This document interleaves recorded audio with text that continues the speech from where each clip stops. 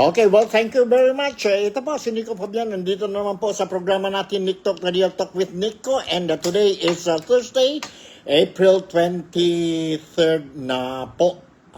23rd na tayo. And hope everything is running smoothly sa buhay natin. And paano na po, malapit na ang sahod natin dyan sa Pilipinas.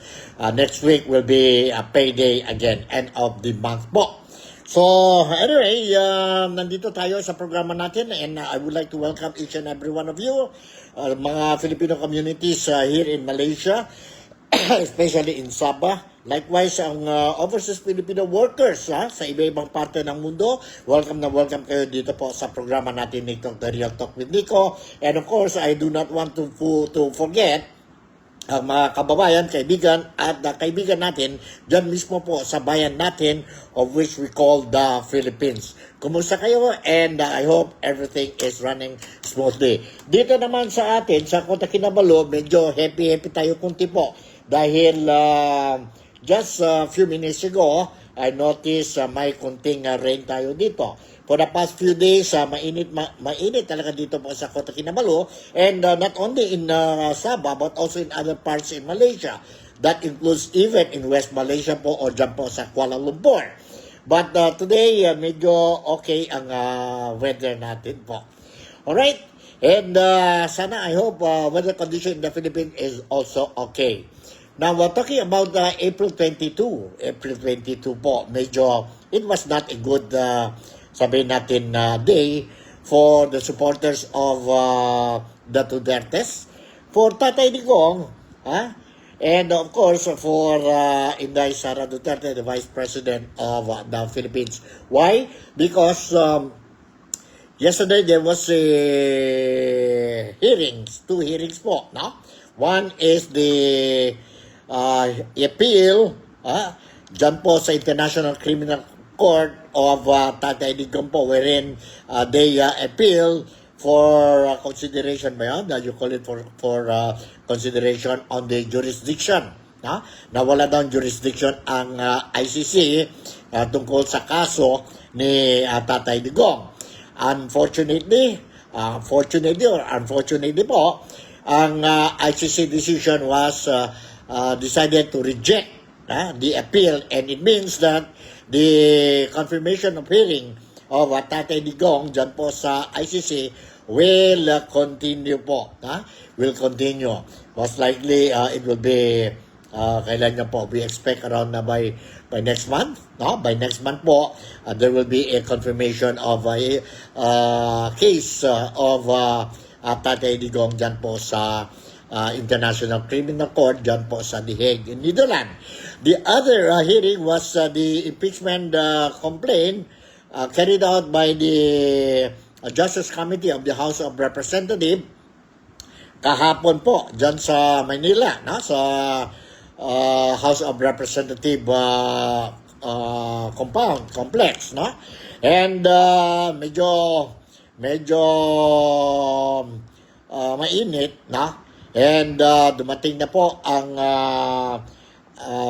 Anti-Money Laundering Council, ang records po, they brought in ang BIR, dumating din po ang ombudsman na si Ombudsman Jesus Crispin Remulla, dumating po ang former senator dyan po sa Pilipinas, si Sonny Trillanes po, and lumabas ang mga figures. Although po, there are mixed reaction coming from the camp of the Dutertes, and of course, sa dyan po who are supporting the impeachment complaint against Inday Sara Duterte. So these are the things that we are going to touch today po sa mga Filipinos dito sa Malaysia, so that you will be updated, you know what is happening po, You know what is happening. And of course, itong video clip natin, itong programa natin will be supported with video clips po, so that people will not say that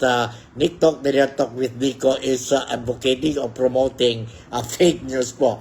Wala tayo dito po fake news po. I am a responsible journalist dito po sa Malaysia, and we only go for the real news po, no? The real news po.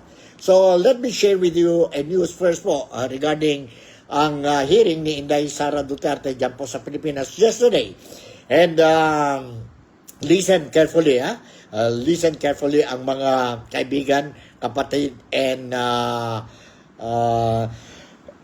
kababayan ko po, dito sa Malaysia, sa iba-ibang parte ng mundo at saka sa Pilipinas. Vice President Sara Duterte, ngayon po, today, maintained that her service record is clean, saying that every cent of her money and assets came from legitimate source and has necessary documents or may mga resibo po. This after former Senator Antonio Trillanes IV repeated his claim during the House Justice Panel impeachment hearing deliberation yesterday po or Wednesday that the Vice President and the immediate members of her family received 181 million pesos from an alleged drug lord. According to Duterte, Trillanes has been peddling the same incredible story since 2016, and what only changed from then is the supposed machinery now backing him. Simple lang ang sagot ko sa lahat ng paninira. Malinis ang aking service record. Hindi ako kailanman nagkaroon ng kaso sa paggamit ng pondo ng bayan. Vice President Sara Duterte said in a statement today. In other words po, kung sa English po, my answer to all the accusations is simple. My service record is clean. I have never been charged with misuse of public funds. I declared my assets and money in my SALN. Every cent is from a legitimate source and has the corresponding documents. Duterte alleged that Trillanes is now being supported by President Ferdinand Bongbong Marcos Jr., certain members of the House of Representatives and Commission on Audit or COA, and the Anti-Money Laundering Council or AMLAC. She also noted that AMLAC officials remain silent and refuse to clarify that there have been no findings of violations of anti-money laundering laws and the billions of pesos in bank accounts are untrue. The AMLAC on Wednesday or yesterday confirmed that at least 18 bank transactions linked to the Duterte and her family members, as cited in Trillanes' affidavit, match records of covered and suspicious transactions report. The former senator alleged that of the 181 million pesos, supposedly from one semi-uy, 2.3 million pesos allegedly went to the vice president, while 15.65 million pesos supposedly went to her father and the former President Rodrigo Roa Duterte.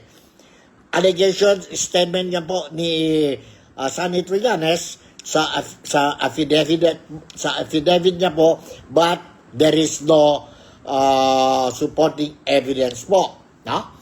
The ex-lawmaker also alleged that Sara's brothers, Davao City Mayor Sebastian and the Davao 1st District Representative Paulo Duterte received 51.5 million pesos and 38.3 million pesos respectively.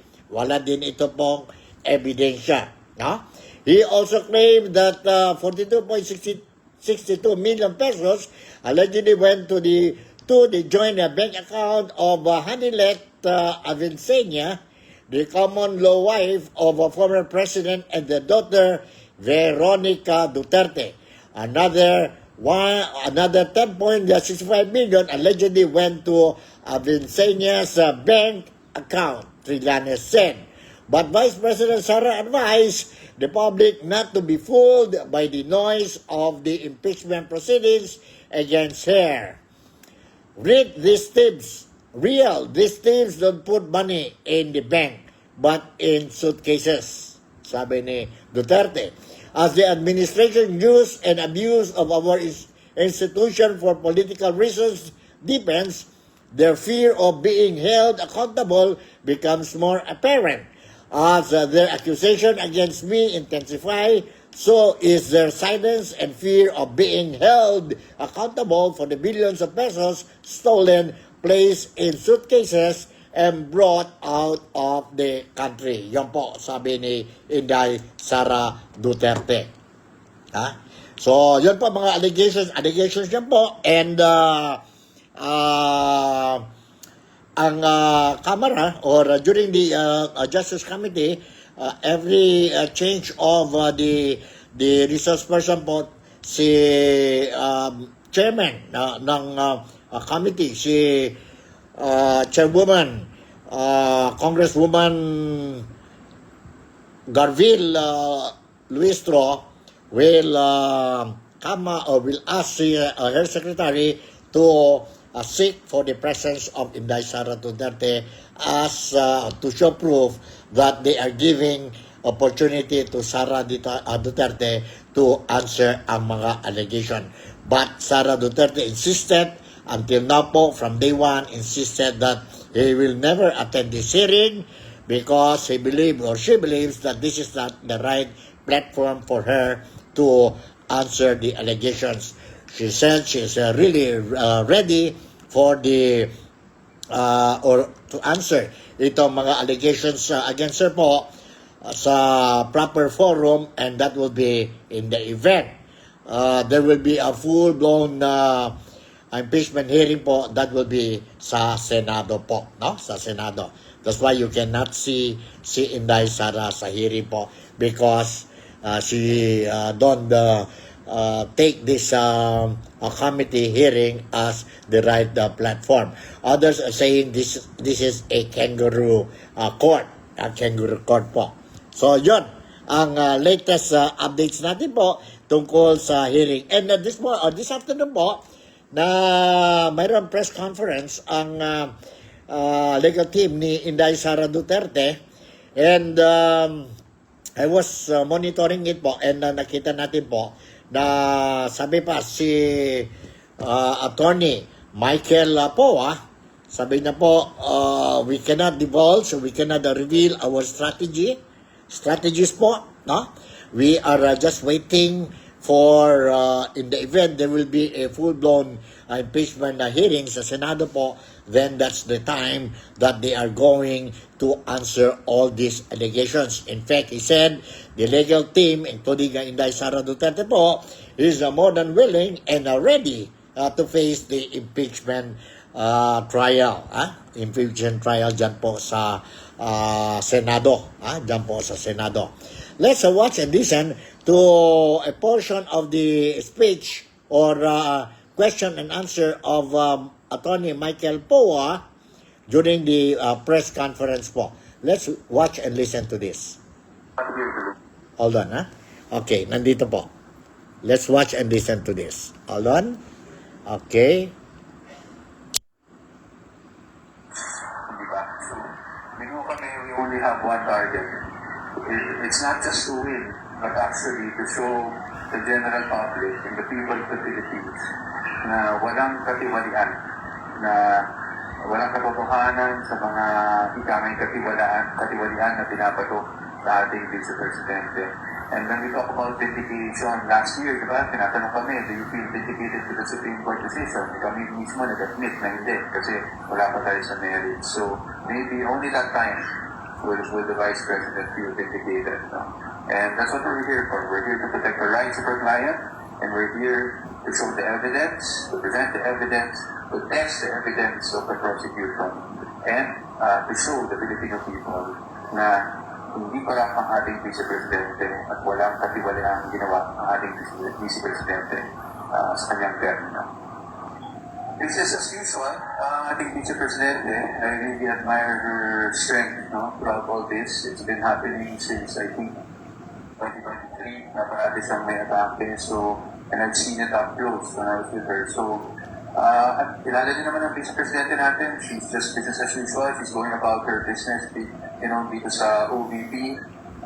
Sinisigurado lang niya na tuloy-tuloy ang mga proyekto ng OVP. At pagdating naman dito sa mga problemang legal, nandito naman ang defensive niya na binuo niya at maaga pa para sigurado na siya na madidepensan siya ng tama kung sakali mang umabot tayo sa impeachment trial.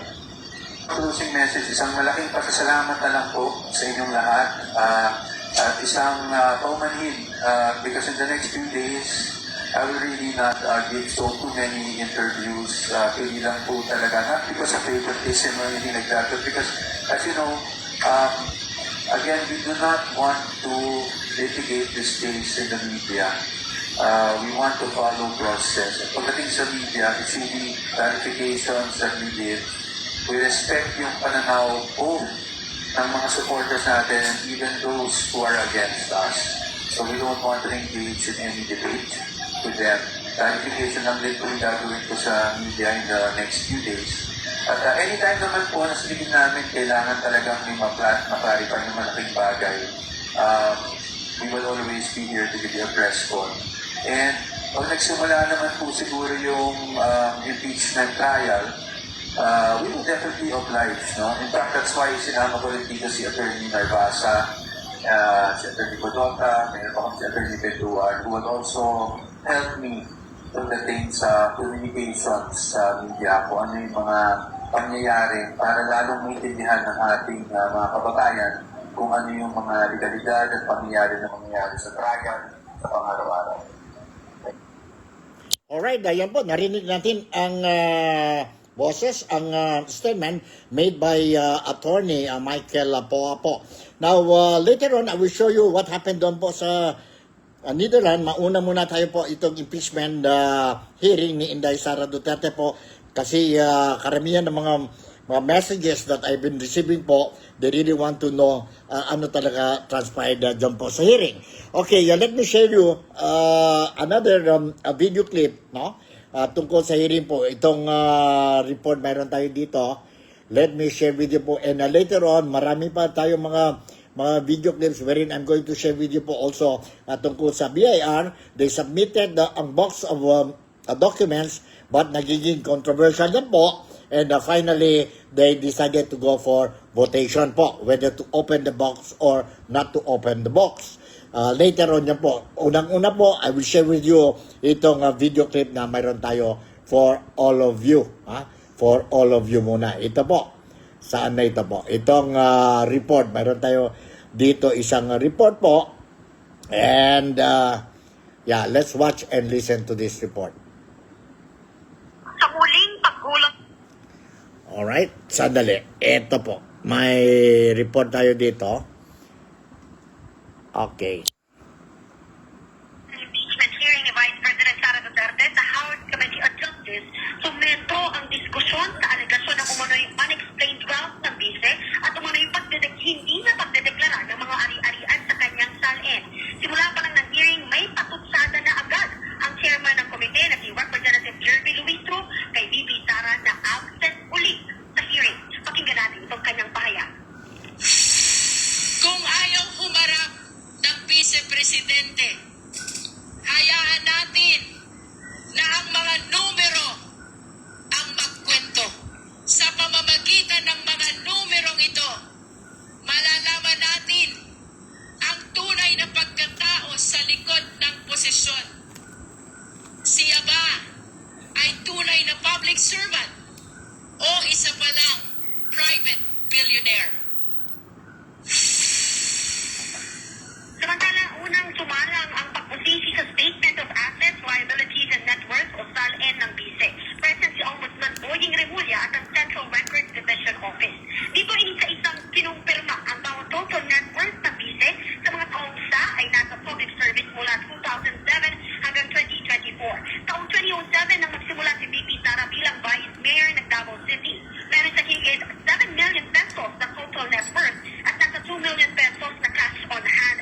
Mula 2007 hanggang 2018, nagdedeklara ang BISE ng cash on hand o bank deposit sa kanyang SALN na umabot sa 3.795 million pesos.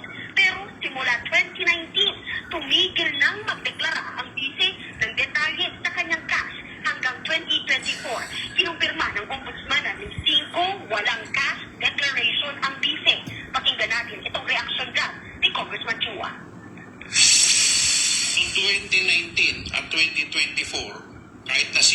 wala po siyang dineklara na cash at saka cash on hand. Tama po ba? Based on the submitted SALN, Your Honor, wala pong nakalagay na cash on hand or bank deposits. Kahit 5 po?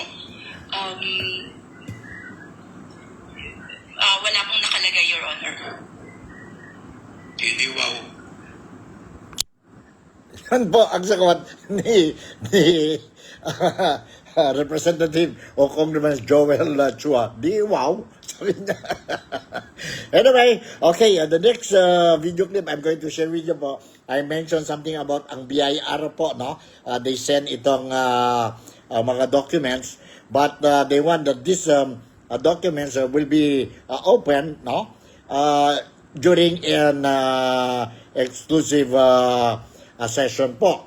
And dahil dyan po, medyo na gulo-gulo na po ang mga congressmen po, and they went to a votation po. Let's watch and listen to this. Ang BIR issue po. BIR issue, mayroon tayo dito. Saan na yun? One BIR issue. Nandito po, 114 yata ito. Sandali po, nandito. Let's watch and listen to this.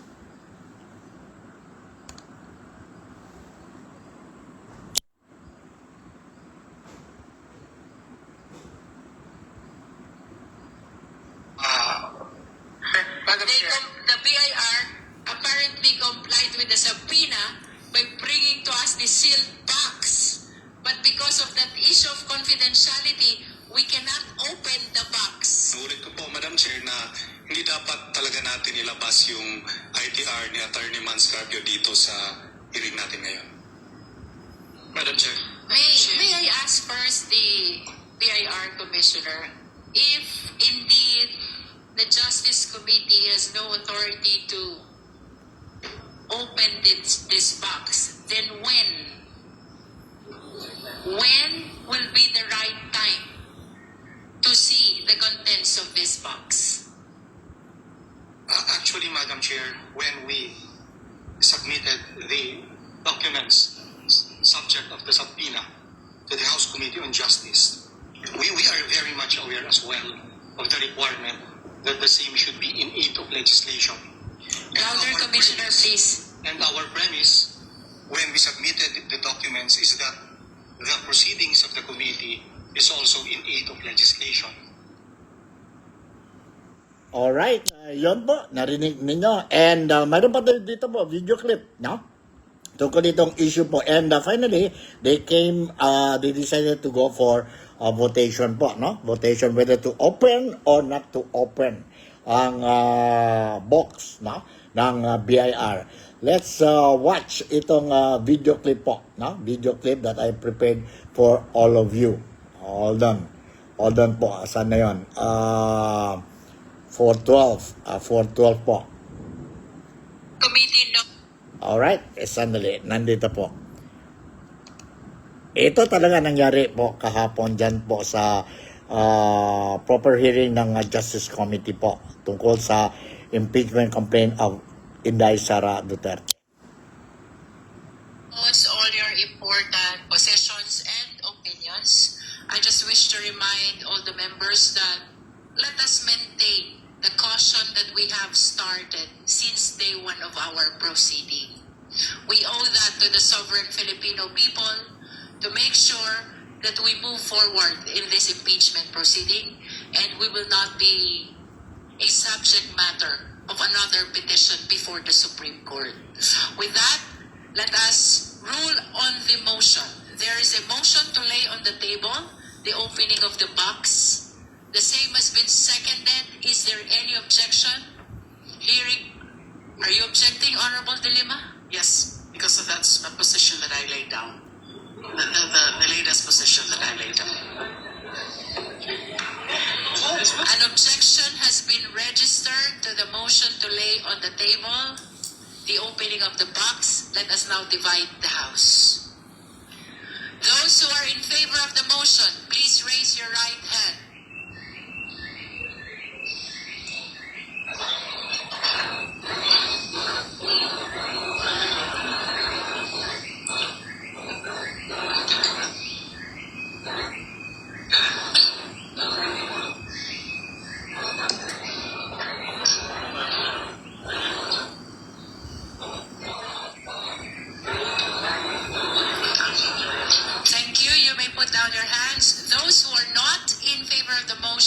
please raise your right hand.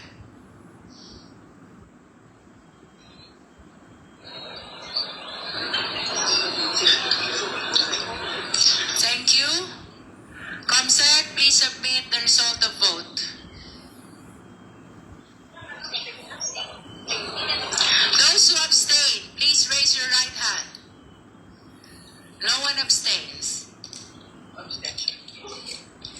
With 21 votes in the affirmative, 4 votes in the negative, and 0 abstention, the motion to lay on the table the issue of opening the box is hereby granted. Madam Chair. The Honorable Lachong and then the Honorable Sentanya. Yeah, Madam Chair, I hope we are in understanding and agreement that we will not send back this box to BIR. Tama po ba? I don't need to make a motion on that. Should I? Commissioner, I hope you defer to the committee on its position not to return the box. We will keep the box although the same is sealed. Yes, Madam Chair. We defer to the committee, to the decision. Thank you, Madam Chair. Madam, on a related point, Madam Chair, Honorable Sentanya. perhaps to uphold the integrity of the decision of the committee to lay on the table the decision to open the box, may we request the good commissioner of the BIR, the officers of the BIR, to kindly sign the taped part of the box to ensure the integrity of its seal. Thank you, Madam Chair.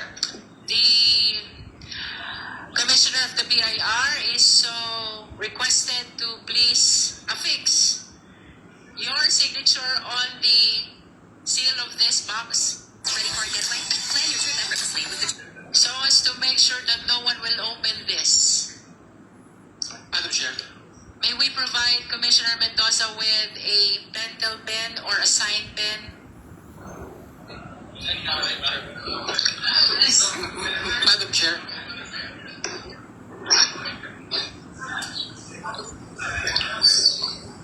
Madam Chair, clarificatory question. Honorable Tino? Thank you, Madam Chair. Madam Chair, I just want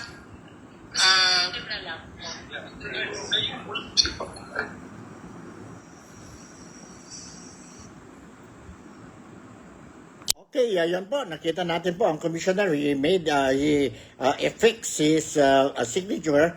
So, it will remain sealed. Kung kailan yan po, they will open it.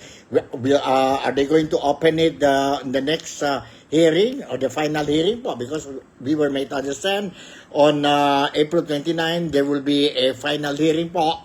And I don't know if they will decide to open it or not. And in the event that they will not open it po, then it will be most likely open during the trial dyan po sa impeachment trial in the event na mayroon po dyan po sa impeachment court sa Senado po, no? Sa Senado. So yun po. But earlier, mayroon pa tayo dito mga video clips po that I want to share with you po. Ano nangyari during itong issue po ng AMLAC and sudden ni Inday Sara Duterte o Vice President Inday Sara Duterte. Let me share with you another video clip po, no? So at least you will have an idea of what is really happening dyan po sa, or what happened dyan po sa hearing kahapon po. Let's watch and listen to this. May I ask first the Hold on. BIR? Hold on po. Okay. Hold on. May I ask? Okay, nandito po. Tungkol sa hot issue yung kahapon po dyan sa hearing.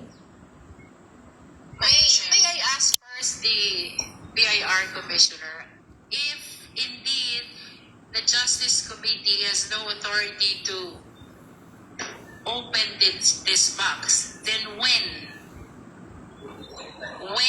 will be the right time to see the contents of this box?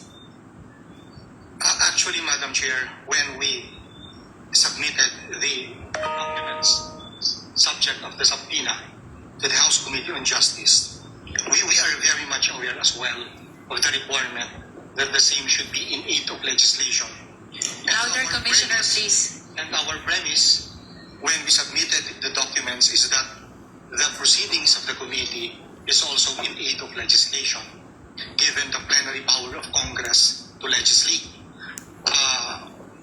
This is just my opinion, Madam Chair. Whatever that may be discussed here would possibly be the basis of a possible amendment of, for example, the Bank Secrecy Law or of the tax code itself. And so again, Madam Chair, yes, we are aware that when we submit the documents, it must be in aid of legislation. Our premise when we submitted the documents is that this proceeding is also in aid of legislation.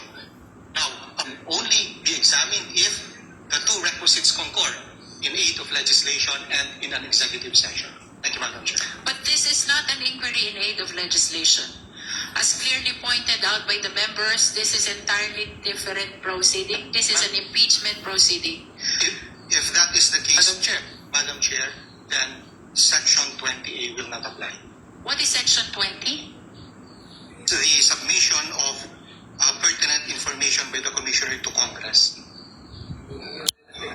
Alright, yun po, narinig natin. That is an No? exception, Madam. Narinig natin po. And during the hearing also po, nagsalita din po si Congressman Alfredo Garbin, no?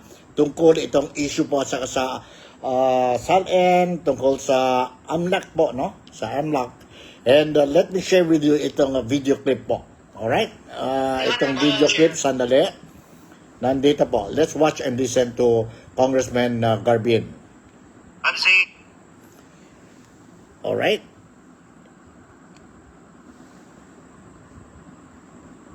Tagal yun na nila, ang hearing nila yesterday, hanggang gabi yun po, no?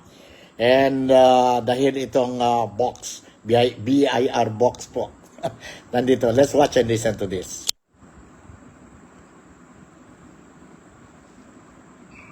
are we Honorable Garbin. the complaint?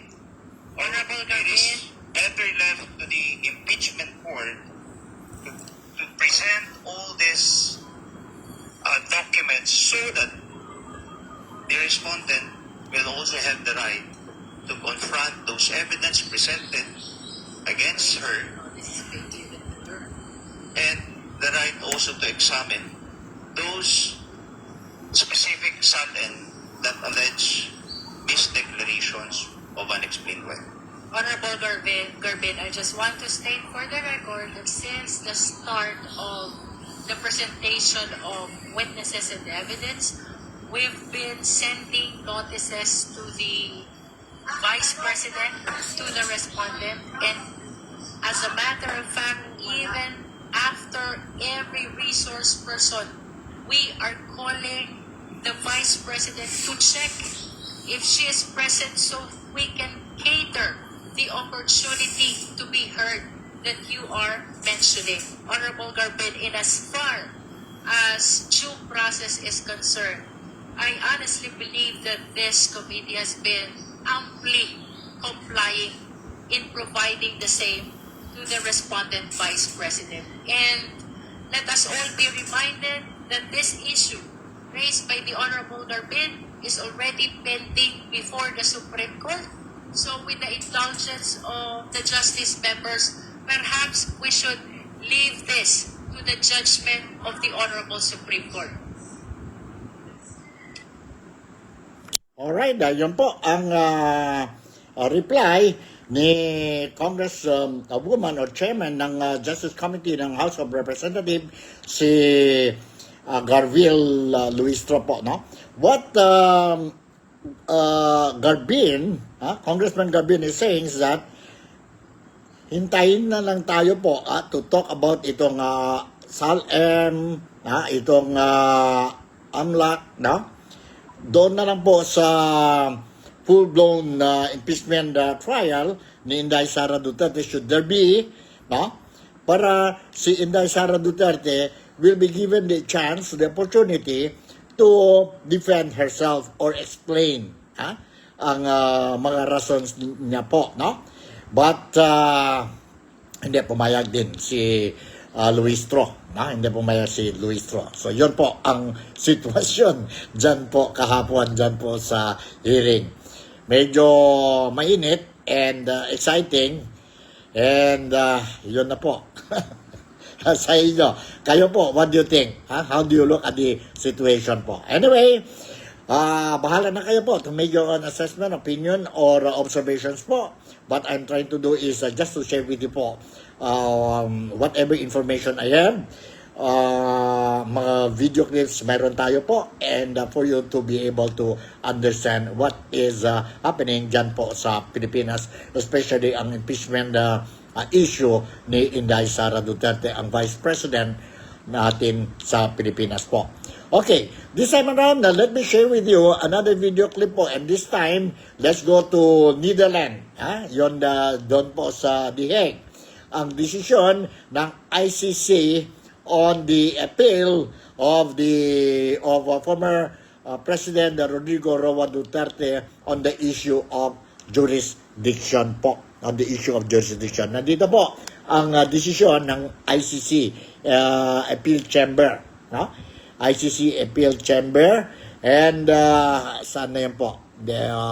Sandali. 204. Nandito po. Let's watch and listen to this.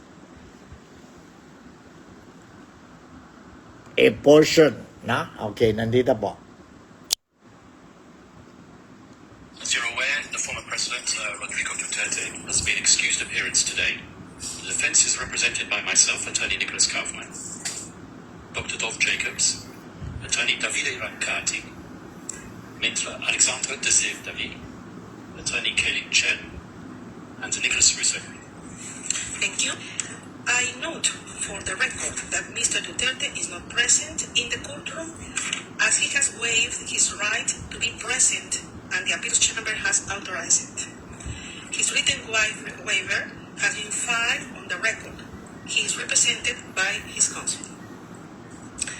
Today, the appeals chamber will deliver its judgment in the appeal of Mr. Duterte against the free trial's first decision of the 23rd October 2025, entitled Decision on the Defense Challenge to the Jurisdiction of the Court, which I will refer hereinafter as to the impugned decision. The appeal chamber by majority, as a conclusion, Judge Orquipanise partially dissenting in the second round, has rejected all 4 grounds of appeal. Having rejected the entire appeal, the appeals chamber considers that the defense request for the immediate and unconditional release of Mr. Duterte is moot. In the appeal pursuant to Article 82(1)(a) of the statute, the appeals chamber may confirm, reverse, or amend the decision appealed. In the present case, the appeals chamber by majority confirms the impugned decision. Judge Orquipanise appends a partially dissenting opinion. This brings us to the end of the summary of the appeals chamber's judgment of today. Alright, yun po ang decision ng appeal chamber ng ICC po on the issue of jurisdiction. In other words po, tuloy na po ang confirmation hearing of the case of Tatay Digong po. Hindi natin alam kung kailan, but I think most likely it will be by next month po. But I think the proper hearing ni Tatay Digong po can go as far as a waiting period natin po, even as far as next year po, early next year. Alright? So, yan po. No? So, medyo ang mga Dutertes yesterday, both Tatay Digong ang hearing and si Inday Sara Duterte po medyo on a negative side po. No? On a negative side. But anyway, hindi naman lahat negative po dahil may mga questionable issues raised by the camp of Inday Sara Duterte po. No? Let's watch and listen itong video clip ni Attorney Harry Roque, a strong supporter of mga Dutertes po, no?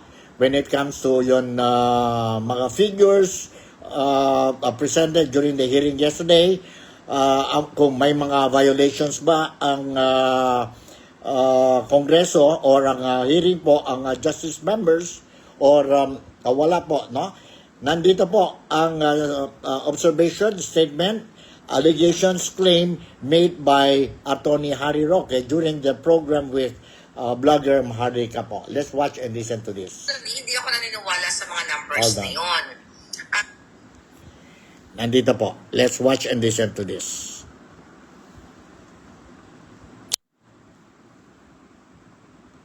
Pero gusto ko tanungin sa lawyer perspective, ano nakikita mo dito? Tama ba yung ginawa ng AMLAC na o AMLC, Anti-Money Laundering Council, na pagbigay ng mga numbers na walang proper court order? Kasi narinig ko din yun sa sinabi ni Congressman Marcoleta na hindi dapat nilalabas yung mga ganon.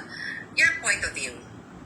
Tatlo ang nalabag sa ginawa ng Committee on Injustice. Unang-una ang saligang batas. Kasi hindi po pwede na ikaw ay magkukonduct ng search without a search warrant. Ang ginawa nila, naghanap sila ng mga suspicious transactions, di umano, no? Pero kinakailangan yan, merong basbas ng hukuman. Dahil yan ay nasa saligang batas, nasa Bill of Rights. The right of the people to be secure in their papers, places, and residences shall be inviolable except upon lawful order of a court. Yan ang lengguwahe ng Bill of Rights. Bukod pa dito, dalawang batas ang nagsasabi na hindi po pwedeng gawin yan dahil lamang sa supina ng Committee of Injustice. No? Yung ating Secrecy of Bank Deposit Law ay nagsasabi na absolutely confidential ang mga bank deposits. At ang only exception dyan is kung merong court order na. No? At kung ito ay gagamitin sa impeachment trial. Alam naman natin kung ano ibig sabihin ng impeachment trial. Ito ay kapag nagkasampa na ng impeachment case sa Senado at dinidinig na ng Senado. Kaya nga nung bank accounts ni dating Chief Justice Corona nabuksan kasi doon na ang proper venue, no, sa impeachment trial, hindi sa House Committee of Injustice. At pangatlo sa AMLAC, ito talaga napakatindi na pananagutan ng AMLAC. Kasi the AMLAC cannot even inquire, much more publicly publicize accounts without court order. Hindi lang sa ordinary korte, ha? Kailangan galing pa sa Court of Appeals, sa Special Division ng Court of Appeals, bago man lang nila po pwedeng buksan. Ito hindi lang binuksan, isinapubliko pa. So talagang napakatindi ng paglalabag sa saligang batas at sa dalawang batas na binuo naman ng Kongreso. Kaya ako nagpagtataka bakit itong mga mambabatas na ito mukhang ignorante sa mga batas na ipinasa mismo ng Kongreso, no? So, ako talagang baliwala tuloy ang impormasyon na nasiwalat nila. Ang aking advice sa publiko, huwag paniwalaan dahil lahat po yan, ang tawag dyan, it is the fruit of the poisonous tree.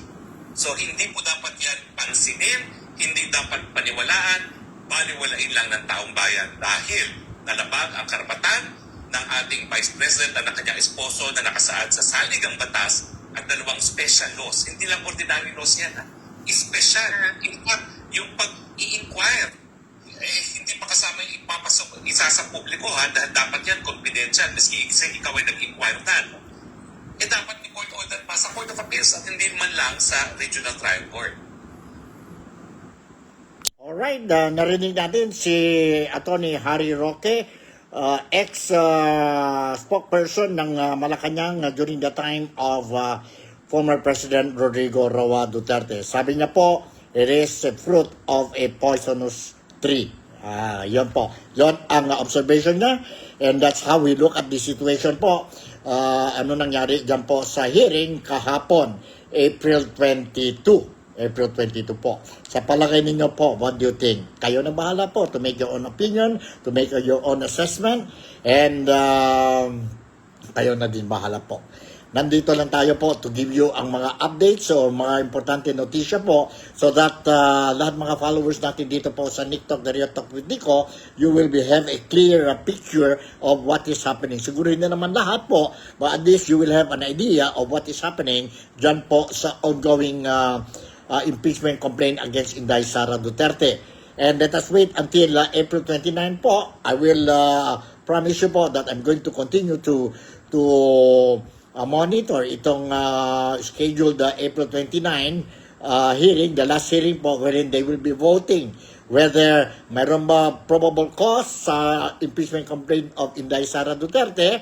And after that, after agreeing lahat ng mga justice members sa House of Representatives, this